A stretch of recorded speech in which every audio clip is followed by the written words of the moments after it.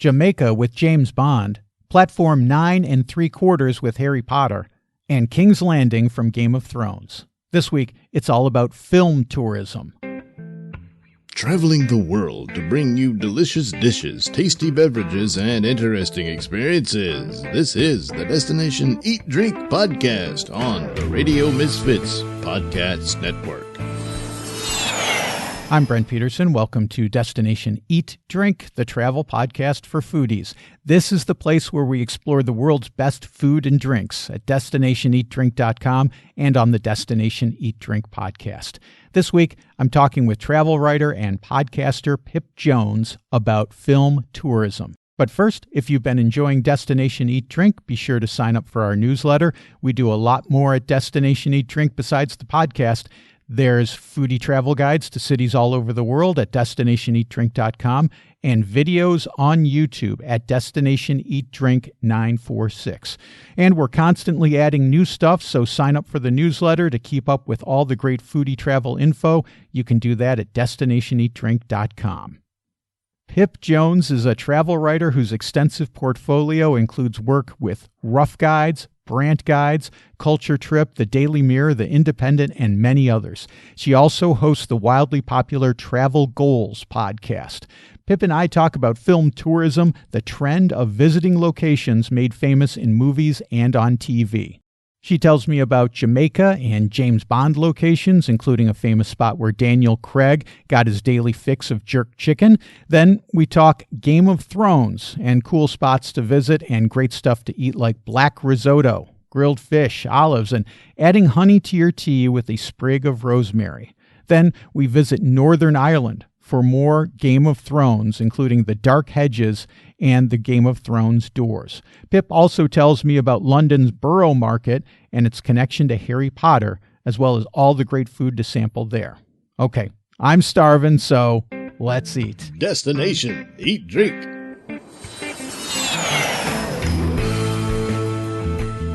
Pip Jones from pipinthecity.com. Welcome back to Destination Eat Drink. It's great to have you on the podcast.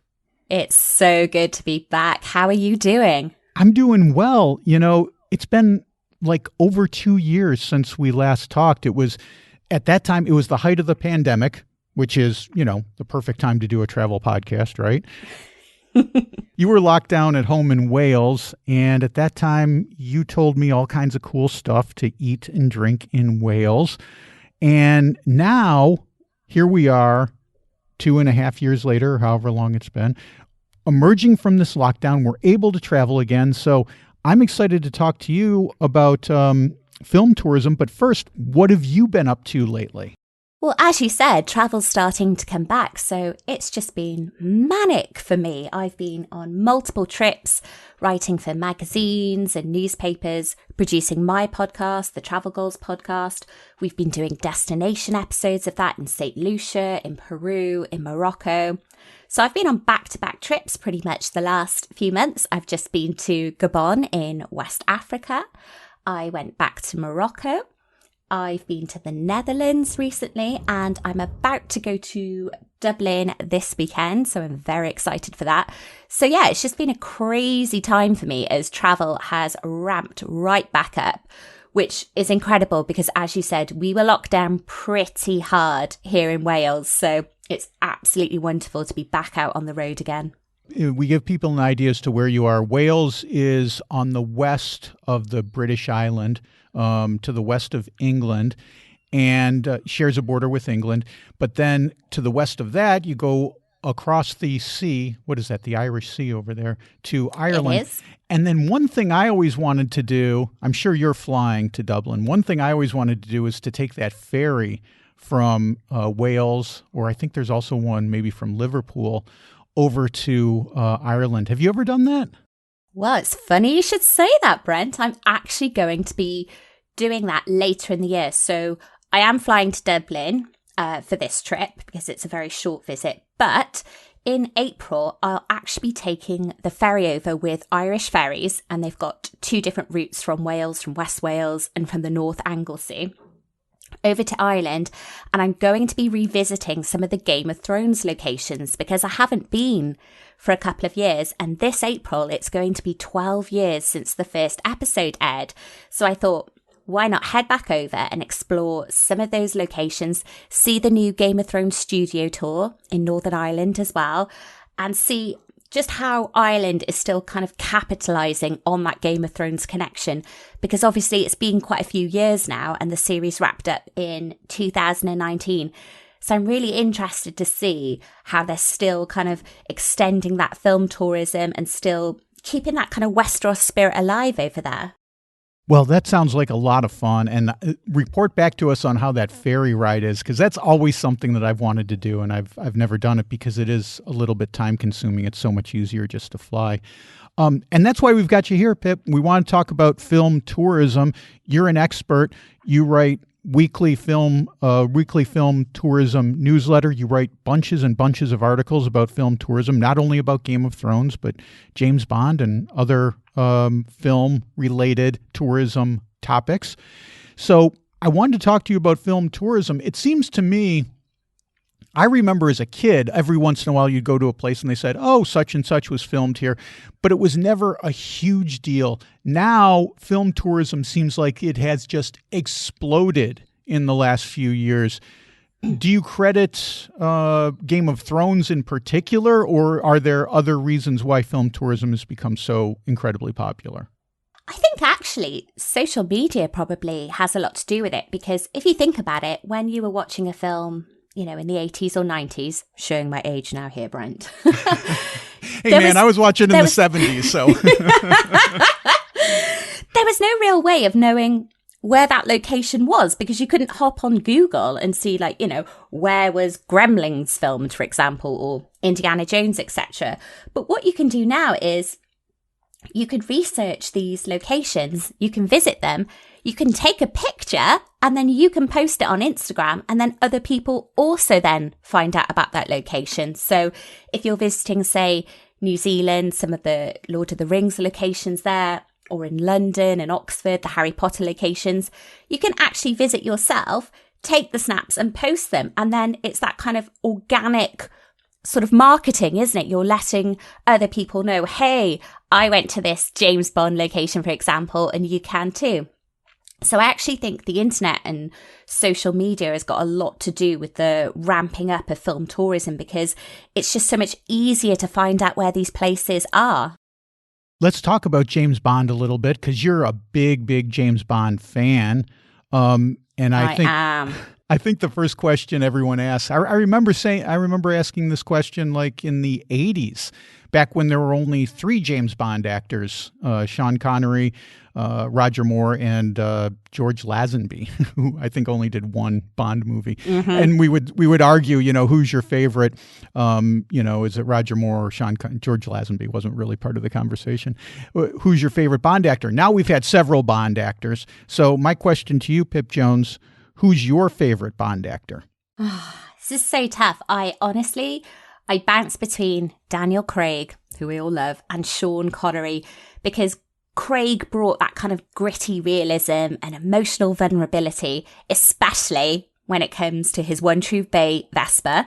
I'm not having any of this Madeline nonsense. She's not for him. It's all about Vesper. But also Sean Connery as well. What a fantastic Bond. Obviously, he was the first Bond in 1962 in Dr. No, and he wasn't a well-known actor at the time. And he certainly wasn't Fleming's original choice for the role either. But he's just effortlessly cool, isn't he? He's got buckets of charm. He's got that roguish nature. You know, he's got the one-liners as well. He looks fantastic in a suit, right? So I actually wrote an article for the Mirror about why Sean Connery is my favourite Bond, and I won't change my mind. But honestly, I do love Daniel Craig as well, because I credit him, as do a lot of people, with really shaking up the series, because obviously the Brosnan era of Bond had become a little bit silly, hadn't it? And I felt like the franchise had lost direction then, and casting Daniel Craig and having him play Bond in 2006 in Casino Royale, I think was an excellent decision, because he really changed the character and brought that kind of rawness as well with it. And I'm a little bit naughty. I think I'm going to have to say Sean Connery and Daniel Craig, because they kind of bookend the franchise as well. Sean Connery started it and Daniel Craig was the last Bond we've had so far. Obviously, we're waiting for Bond 26 and the whole debate is who's going to be the next 007. But I really think those two were the standout 007s for me. I got to agree with you, Pip. I mean, Sean Connery was just so cool. And I always felt growing up that, I enjoyed the Roger Moore movies, but like you said with the Pierce Brosnan, they got a little bit silly. I mean, I saw these movies in the theaters when I was a kid, and I was like, there was just some ridiculous stuff. I'm like, Sean Connery would never do that, No, he would not. And he introduced the world to Bond as well. It's that line when he looks at Bond, James Bond, and you're like, oh, every time I watch it, I get shivers. I absolutely love it. So let's talk about some of the film locations. And I guess Jamaica is where Ian Fleming started writing some of the Bond novels, or at least he wrote a couple of them there. And the first movie was Dr. No, and a lot of that takes place in Jamaica, that famous scene where Ursula Andress appears from the water. Yes. That was filmed in Jamaica. Tell me a little bit about some locations for Dr. No. So obviously, as you said, Jamaica is the birthplace of 007. It's where Fleming created and wrote some of the most famous Bond novels, which of course went on to be the movies. It first appears in Dr. No in 1962, and then again in Live and Let Die in 73, and also in the most recent film in No Time to Die, where Bond has left active service and is hiding out in Jamaica. As you reference, one of the most iconic locations is Laughing Waters Beach, and this is where we're introduced to Bond girl Ursula Andress. She famously appears coming out of the water as Honey Rider in that white bikini. She really was the birth of the Bond girl, and this absolutely glorious beach acts as Crab Key in the film, but in real life it's called Laughing Waters Beach, and it's absolutely gorgeous. It's really near one of the island's popular attractions, Dunn's River Falls. And it's just a lovely little beach escape that you can visit. And then whilst you're there, there's going to be food places in and around Jamaica where you can try things like jerk chicken, goat curry, pepper pot soup, Jamaican beef patties, all those gorgeous things. Then about an 8-minute drive away, from Laughing Waters, you'll find the iconic GoldenEye Resort. This is the former home of Ian Fleming, and obviously it was the title of the 1995 film with Pierce Brosnan. And I don't know if you know this, Brent, but you can actually stay in this villa. Obviously, you're going to need to have some budget. I'm not going to lie, it's a pricey stay. But, if you've got a group of you, and you're Bond fans, you're celebrating a special occasion, I really would recommend checking that out and having a little look at it, because, you can book a stay in this amazing Fleming villa and live like Bond for a little while. Another location is Port Antonio in Jamaica, and that features in No Time to Die. And that's quite a popular seaside town on the northeast coast of the island. And that's when Bond is kind of living his best post-service life. But of course, that gets shaken up when his old pal Felix Leiter shows up to ask him for help tracking down Safin, that mysterious villain that lives in the volcano lair, classic Bond. Obviously, I'm imagining you've seen the film, Brent, and the memorable driving scene in No Time to Die, that was filmed in Port Antonio, and that was in Market Square. So that kind of like car chase scene, because they love a car chase in Bond, right? You got to have at least one in every Bond movie, right? Of course. And when you're exploring the area, following in the footsteps in Bond, you really need to try somewhere called Piggy's Jerk Centre, because apparently Daniel Craig absolutely loved it, as did the rest of the crew, and they would eat there regularly. So for some authentic Jamaican food, make sure you check that out as well. So I think with Jamaica, you can book a trip over there and actually hit up several of the Bond locations as well, and enjoy, amazing Jamaican food and the beaches as well. A lot of other films were filmed in Jamaica. So it really is a great place for, a beach holiday and a bit of film tourism as well, if that's what you're into. You mentioned earlier that, I mentioned it, and you piggybacked on it, that Ursula Andress appears from the water in Dr. No, and that was filmed in Jamaica.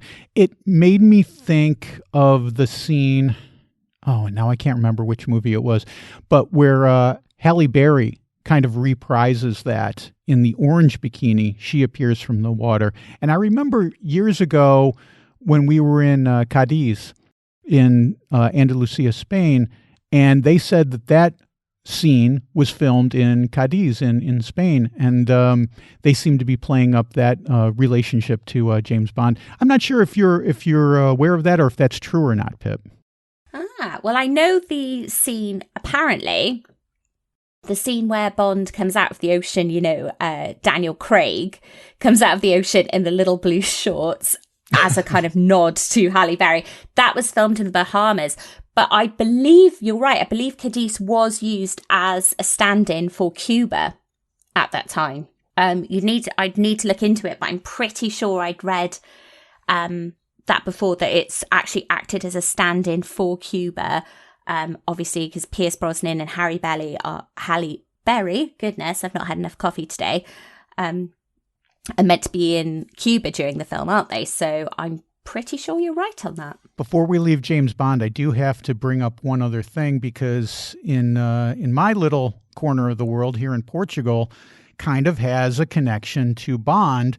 Not only were some scenes filmed here, but Ian Fleming, I found out, when he was in the military during World War II, he came through Portugal and he visited this town called Estoril, which is just outside of Lisbon. It's on the ocean. It's gorgeous, beautiful place right by Cascais. And he was inspired because Portugal was neutral during World War II. He was inspired because there were all of these spies floating around the Estoril casino. And he was inspired to write Casino Royale. And they play up this link to James Bond at the Estoril Casino. So I just thought that was super interesting that this little place, this little kind of dingy little casino in Portugal had this relationship with Ian Fleming and James Bond. I love that. And that's the thing about Bond, is it's been filmed all over the world, hasn't it? It's, Turkey, Morocco, Hong Kong, Japan, so many places that you can visit and that will have a Bond connection. Switzerland as well, Iceland, where the scene where Pierce Brosnan drives over the frozen lake, that was famously filmed in Iceland on an unpronounceable lagoon.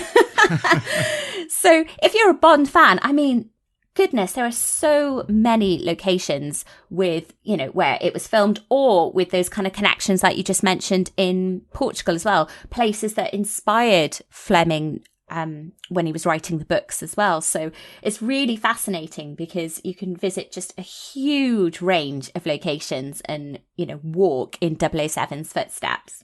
The last Portugal thing I want to bring up, because it's personal to me, is On Her Majesty's Secret Service, which was the one and only George Lazenby Bond film. And that was partially filmed in Portugal. But the final climactic scene on the road in the mountain was pretty much in my backyard in the Arabida National Park, which I didn't know until recently. But this is a place I go walking there almost every day. I'm going to go for a walk there later on this afternoon, and it's right here in my backyard. Now I'm going to have to go back, look at this movie, and see if I can figure out where, because there's several mountain roads back in there. I'm going to have to figure out exactly where that climactic scene happens when the drive-by shooting goes down. Oh wow! I'd love to see that. You must send me a picture. Will do. Let's move on to Game of Thrones. Even though Game of Thrones wasn't a movie, it was a TV show, it still falls under this category of film tourism. I don't know. What do you call it, Pip? Do you call it film and TV tourism, or do you just call it film tourism? What's the proper nomenclature for that? I just kind of call it film tourism, as it kind of, incorporates, I think, TV as well, just for shorthand. I think people understand what you're getting at. So we'll call it film tourism with Game of Thrones. And like you mentioned, Game of Thrones has been off the air for almost 4 years now. And I have to admit, I was the one person who didn't watch Game of Thrones. So I'm going to rely. Oh my goodness. I make this confession to you now, throw myself on the mercy of the court. But yeah, I haven't seen it, although I do have some experience with it just based on my travel. For example, we were in Malta several years ago when Game of Thrones was at its height, and when we went to visit the medieval town of Medina, I noticed a lot of people coming through talking about Game of Thrones. I think there was a Game of Thrones tour at that time. Yeah. In Croatia, everyone was talking about in Dubrovnik about Game of Thrones. In fact, you read articles for a while there, and Dubrovnik was one of these places that was kind of ground zero for what they called over tourism, and they would point the finger at cruise ships and Game of Thrones. Those were the two things that they blamed it on. So I'm going to let you kind of take the ball here, Pip, and give me an idea. Let's start with Croatia, because I think that's really one of the most famous places for people to go and see things for Game of Thrones. Tell me a little bit about it, if you could. Well, several scenes of King's Landing and Marine and Bravos were filmed during the Game of Thrones seasons, with filming largely, as you mentioned, centering around Dubrovnik and the other city of Split, as well as a few other locations. I mean, Dubrovnik's such a fantastic location for filming because, I mean, look at it. It looks like a film set already. It's such a gorgeous, historic, walled old town that's absolutely perfect for filming a fantasy series in particular. So Dubrovnik's walls, which you can walk, have been featured in several scenes in the show. One of them is where Tyrion, Podrick and Bronn walk along the walls as workers repair them after the famous Battle of Blackwater, which fans will be aware of. And that was in episode 1 of series 3. So that was when King's Landing, which Dubrovnik acted as a lot of the time, became under siege. Because I don't know how much you know about Thrones if you haven't seen it, but obviously the main crux of Thrones is that you've got all these various dynasties all competing for power to sit upon what's called the Iron Throne and to rule over the 7 kingdoms. And Westeros, where Game of Thrones is set, it's kind of like an upside down Britain, and it's got all these different locations in the series, and quite a lot of them are quite fantastical locations. You've got Winterfell in the north, you've got Bravos and Pentos and all these amazing locations, and that's why the series really filmed in a lot of different locations, such as Iceland, Malta, Croatia, Northern Ireland, to kind of bring this kind of wondrous world to life, really, because if you're filming a fantastical series, you need destinations that kind of look a little bit surreal, don't you? And obviously in Croatia, with its ancient forts and sparkling blue seas, really does look like, basically the set of a fantasy series as well. Absolutely. Other locations as well that I visited is Pyle Harbour in Dubrovnik, and the beach on this side of the bay, closer to the old town walls, that was used as the harbour for King's Landing in several scenes in the show. And I believe they also run kayak tours from there as well. So if kayaking around Dubrovnik is your thing, that's a great place to go as well.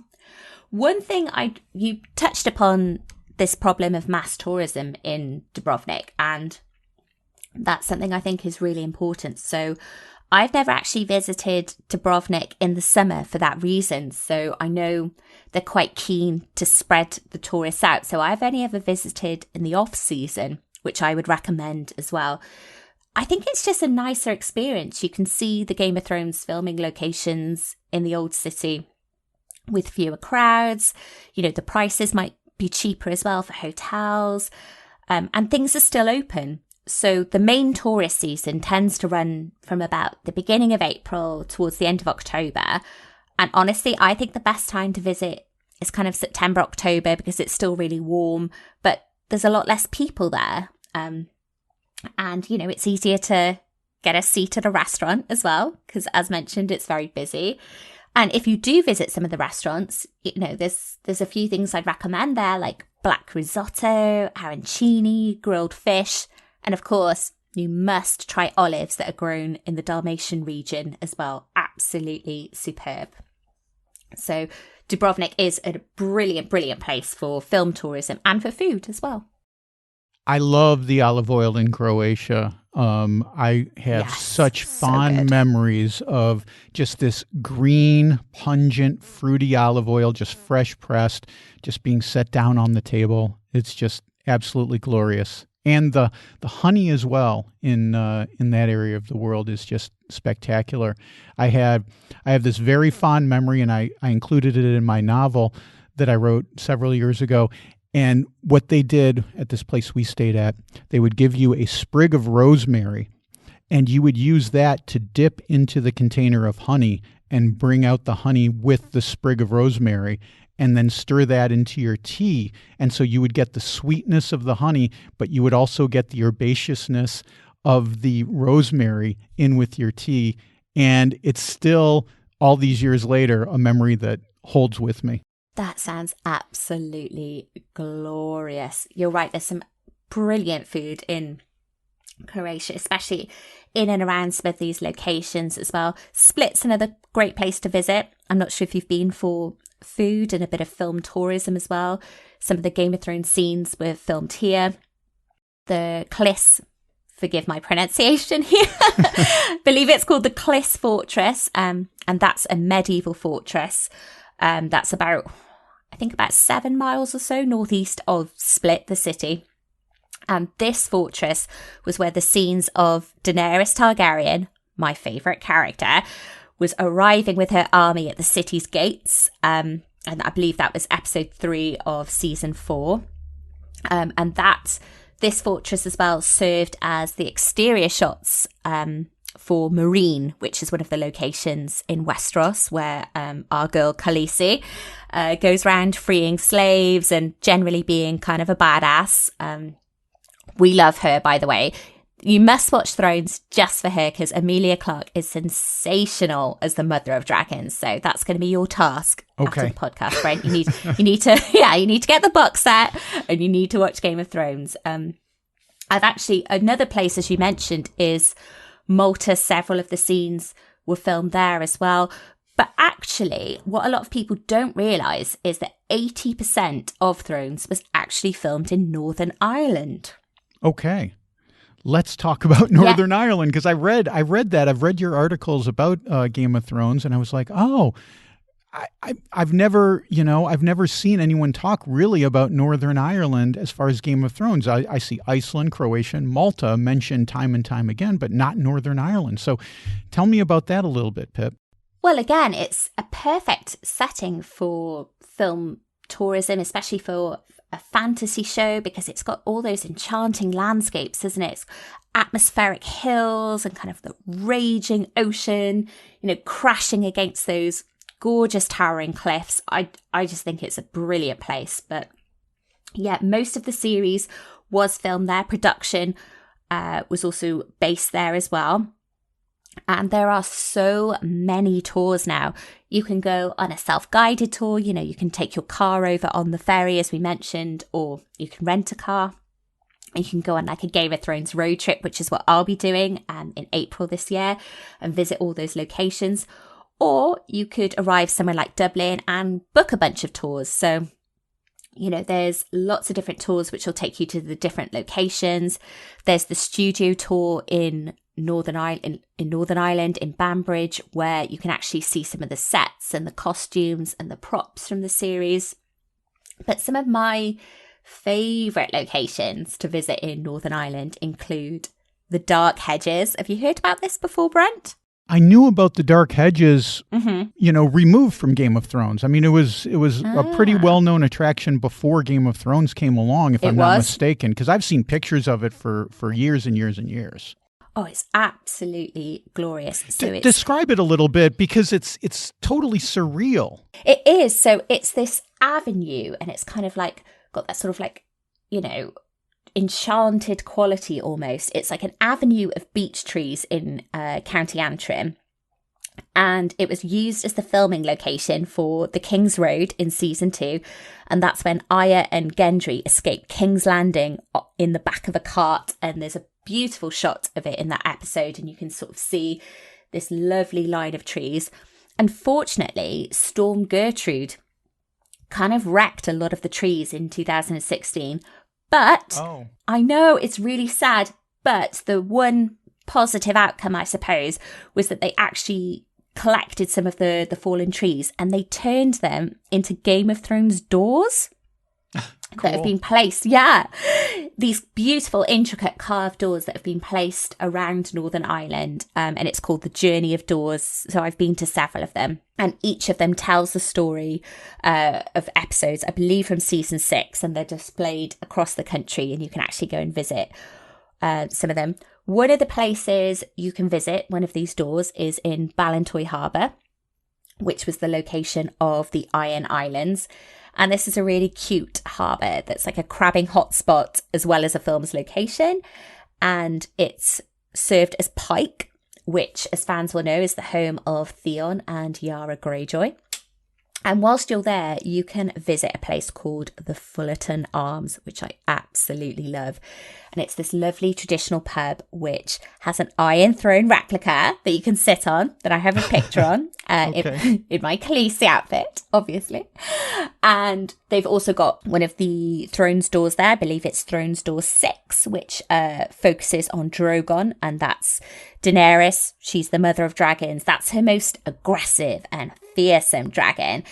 And whilst you're there, oh my goodness, I hope they still do this dish. I'll find out in April, I'm sure. But when I visited, I had an amazing seafood chowder there. Because obviously you can get quite a lot of really fresh, nice seafood in Northern Ireland and in the Republic as well. So if they're still doing that dish, which I hope they are, make sure to have the seafood chowder there with their homemade bread. It is absolutely divine. That is something to do. And Pip, you've always got the greatest pub recommendations. I mean, if I'm thinking of going to a pub anywhere in the UK or Ireland, it's like, talk to Pip because she knows the places, man. Let's move on to Harry Potter, because I think along with Game of Thrones, Harry Potter's got to be one of the top film tourism places in the entire world. And of course, there's multiple film places that you can see Harry Potter sites. But talk to me a little bit about where are some of the real life places that we can see that were in the Harry Potter movies. Do you know what, Brent? Once again, this is excellent timing because next month I will be going on a Harry Potter weekend in London. Oh, nice. I know, I'm so excited to visit some of the locations because, as you mentioned, Harry Potter was filmed in quite a few places, but obviously London served as some of the locations, and we'll get into that. So I'll be going to experience some of the Harry Potter locations, but also some of the attractions there, such as the Harry Potter Studio Tour, which I'm sure you've heard about, the famous studio tour where the film series was created and filmed and produced. And there you can see all the props and the sets and the costumes. And I haven't been in a number of years, which is why I'm going back, because they continually update it. So I'm really excited to see what's going on there. There's also the Harry Potter play you might have heard of, Harry Potter and the Cursed Child. So hopefully I'll be checking that out as well. So whilst it's not a film location, it's obviously still directly related to the series. In terms of locations for London, again, like with Thrones and a number of other series, there are guided tours you can book as well. So you can go on sites like TripAdvisor and book like a Harry Potter locations tour where you'll get a Potter enthusiast to take you around the various filming locations. But some of them I like are Platform 9 3/4. You must have heard of this, Brent. Of course. Probably the most famous Harry Potter location in London. It's the magical gateway to the Hogwarts Express. And they actually have the sign there, and they've got like a luggage trolley positioned against it. And they also now have a Harry Potter store. And I think they'll take like a professional picture of you with the luggage trolley as well. So, and then you can buy a scarf from the store and like pose with the trolley. So I'm hoping to do that when I go to London next month. I'm really excited about that. Just don't try to disappear through the wall, Pip. That's a... As much as these places are real, that doesn't that's going to end badly. That's going to end in concussion protocol. I make no promises. Some of the markets were used in London as well, like Leadenhall Market, and that first appeared on screen in The Philosopher's Stone as Diagon Alley, and that was obviously Harry's first look into the Wizarding world, and some of the original shots were filmed there. And then Borough Market was used later on in the film series as well for some of the shots.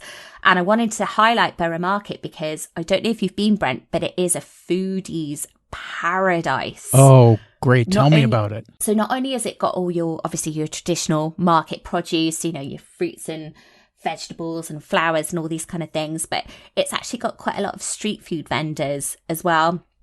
And foodie stands where you can try everything from mushroom pate to paella, goat's cheese, and then, your cheddar cheeses. You've got your meats, oysters as well. It's a brilliant place if you're a film fan and you like getting all your foodie treats as well. So make sure to swing by there, not just to kind of follow in Harry's footsteps, but also to basically eat your way around the market. My kind of place. Definitely going there. Oh, definitely. We're in London, Pip, and I'm going to ask you again some of your favorite pub recommendations because you're my go-to pubber. Well, London's got lots of what I'd always suggest rather than particular is try and have a little bit of research and try and find some of those old historic pubs in London, because just have a look around the streets and have a think to yourself what's super old here? There's lots of traditional pubs. Oh my goodness. I can't think off the top of my head because there's just so many bars and old pubs and restaurants in London. I honestly, that's a whole separate episode, Brent, which we should really look into.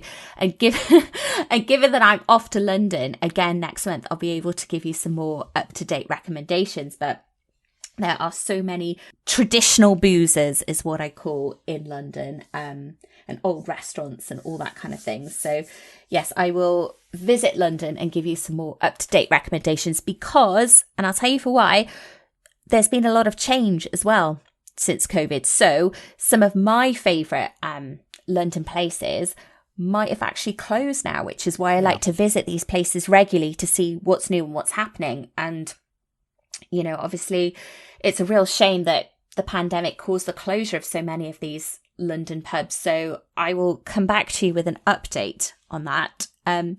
For a wizarding, I don't know if anyone's interested in a wizarding afternoon tea. Of course. There's a great, the Georgian House Hotel, I want to be clear, isn't affiliated with Harry Potter in any way, but they do a lovely wizarding afternoon tea there, which I'm told is excellent, and I will be trying next month. And you can also stay in a wizard chamber room as well there.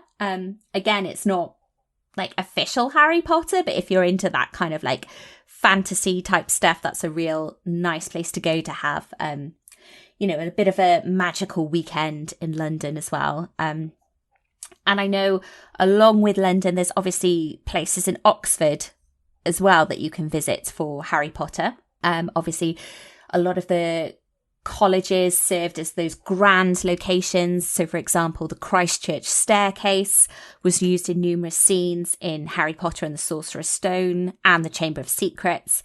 And at the top of that staircase in Oxford is where we see Harry, Hermione and Ron walk to meet Professor McGonagall. And it's used in several other shots as well in that film.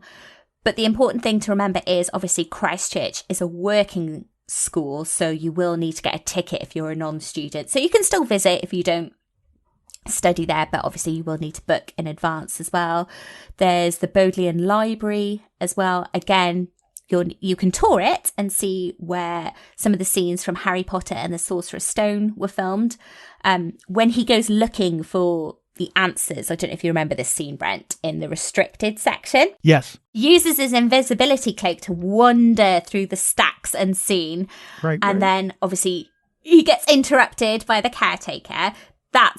This library is where that was filmed. So again, you can visit as long as you get a ticket in advance as well. So there's obviously, and Oxford isn't too far away from London. You can hop on a train over. So you could do a kind of, combination Harry Potter weekend, London and Oxford, and go around all your favourite locations. Again, you can self-tour, or there are tour companies where you can book tours and go and visit them yourselves.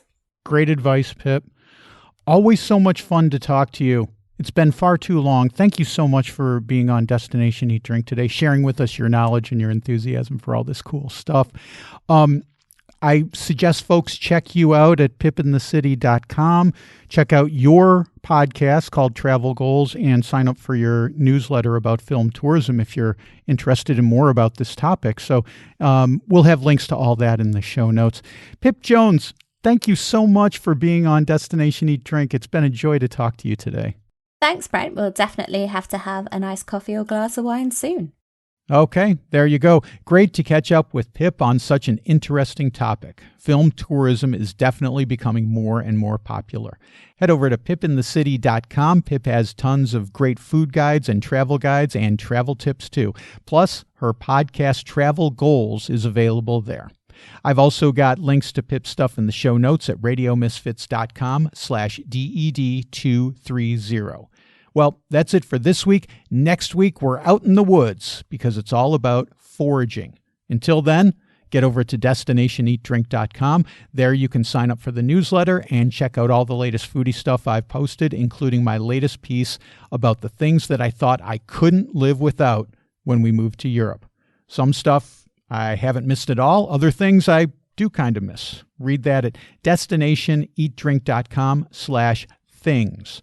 I also posted a video about the best places to try ginginha, the famous cherry liqueur in Lisbon. Get that on my YouTube channel at Destination Eat Drink 946, or go to destinationeatdrink.com and click on the videos tab. Destination Eat Drink is distributed by the Radio Misfits Podcast Network and Ed Silla. Thanks, Ed. I'm Brent Peterson. I'll see you down the road. Join us next week for another culinary adventure on Destination Eat Drink, a presentation of the Radio Misfits Podcast Network.